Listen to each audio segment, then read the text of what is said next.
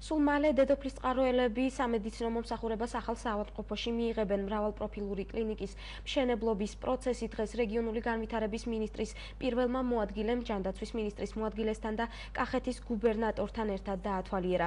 კლინიკა თანამედროვე სტანდარტების უახლესი ტექნიკით აღიჭურება და დედოფლის წყაროსა და ირგვლივ მდებარე 16 სოფლის მოსახლეობას მოემსახურება.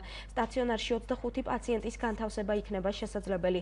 პროექტის სახელმწიფო და მუნიციპალური ბიუჯეტებიდან ფინანსდება და მისი ღირებულება 3.700.000 ლარია. მშენებლობა დაახლოებით 1 წელიწადში დასრულდება.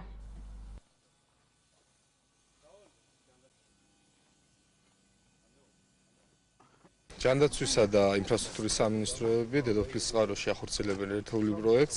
აქ აშენდება თანამედროვე სტანდარტების საავადმყოფო, რომელიც 25 ადგილზე იქნება გათვლილი. პროექტის ბიუჯეტი გახლავთ 3.7 მილიონი ლარი. წლის დასაწყისში დავიწყეთ უკვე მშენებლობა და ისეთი ინტენსიური ტემპებით გრძელდება, რომ ვფიქრობ, წლის ბოლომდე უკვე სრულად იქნება შესაძლებელი როგორც დასრულება, ასევე ექსპლუატაციაში გაშლა.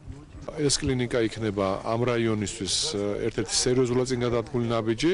აქ იქნება როგორც ქირურგიული, სამშობიარო განყოფილება, ასევე იქნება ამბულატორიული მიმართულება, იქნება თვალის, იქნება ინფექციური, მოკლედ ყველა ის სერვისი, რომელიც აუცილებელია იყოს რაიონში.